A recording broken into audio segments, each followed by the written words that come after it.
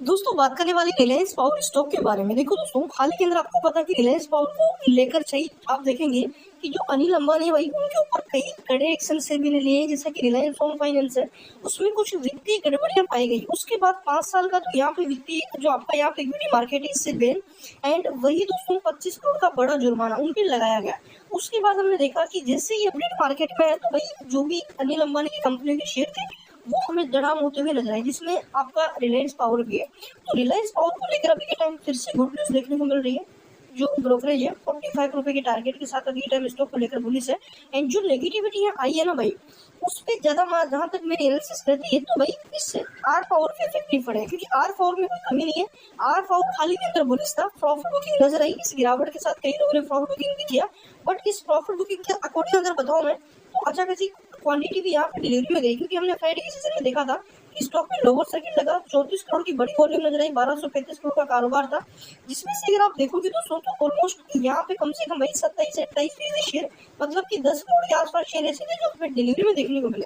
कहने का मतलब ये है कि लोगों ने एक अच्छी क्वांटिटी यहाँ पे खरीदी है, जिसको देख के लगता है कि आगे वो मोमेंटम बनने वाला है। एंड यहाँ पे अगर आप देखोगे एमओ के अंदर कोई भी सेल या बाइंग क्वांटिटी नहीं है, तो कल की रिलेटेड क्या चीज रहेगी वो मैं आपको बताऊंगा।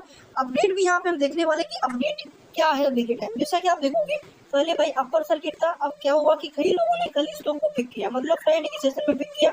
बट जैसे ही पिक किया आप समझ सकते हो कि लोअर सर्किट लग गया। अब भाई उन लोगों को कई को 8%, कई लोगों को यहाँ पे 10%, कई लोगों को यहाँ पे 5%, इतना लॉस देखने को मिल रहा है। कहने का मतलब ये है कि जिन लोगों ने फ्राइडे में बाई किया उनको चाहे 1% का ही लॉस है भाई, बट उनको लॉस है यहाँ पे।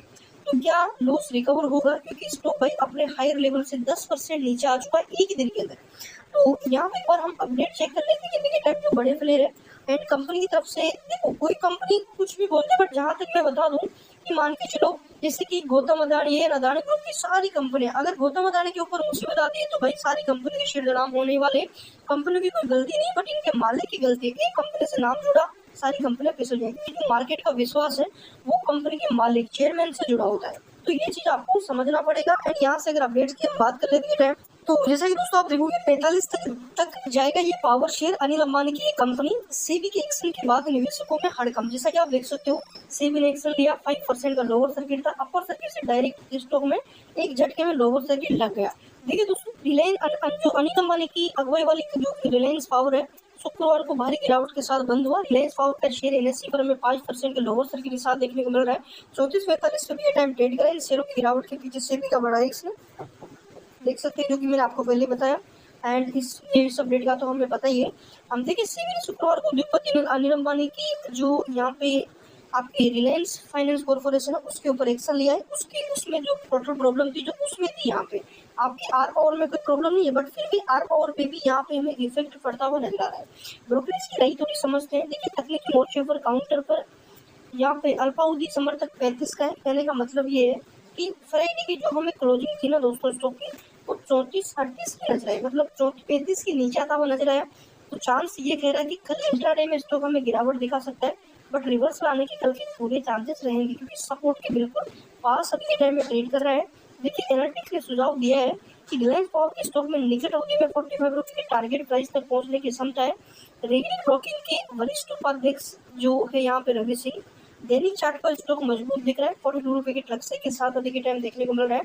विश्व व्यापार के लिए स्टॉक में 35 रुपए के यहाँ पे जो स्टॉक लॉस हो रखे हैं। जनरल के वरिष्ठ अनुसंधान विशेषज्ञ जो यहाँ पे है भाई, उन्होंने भी तकनीकी और डेरिवेटिव लोगों कर्षण ने कहा कि कंपनी के शेयर 42 से 45 तक का टारगेट दिखा सकते हैं। अब यहाँ पे मैं एक चीज सीधा सीधा बोलूँ, ये जो टारगेट है ना भाई, अपडेट से पहले के नजर आ रहे, जहाँ तक मैं बता दूँ अपडेट से पहले के टारगेट है। जिस प्रकार कंपनी को यहाँ पे धक्का लगा है, लोअर सर्किट लगा है, यहाँ पे भली चीज की ज्यादा कोई रिटर्न नहीं बना है, तो यहाँ पे उम्मीद हम ये नहीं कर सकते कि यहाँ पे 4-5 या लोअर सर्किट नीचे चलेगा, बिल्कुल नहीं। यहाँ पे कंपनी में कोई कमी नहीं है, अगर ऐसी कोई कमी नहीं कि फ्रॉड हुआ है, फ्रॉड के इल्जाम नहीं लगे। तो टोटली इनके चेयरमैन के ऊपर ये अपडेट लगे हैं, तो उन्होंने भी कुछ यहाँ पे खुलासे किए हैं अपने की ऐसा हुआ ऐसा नहीं हुआ।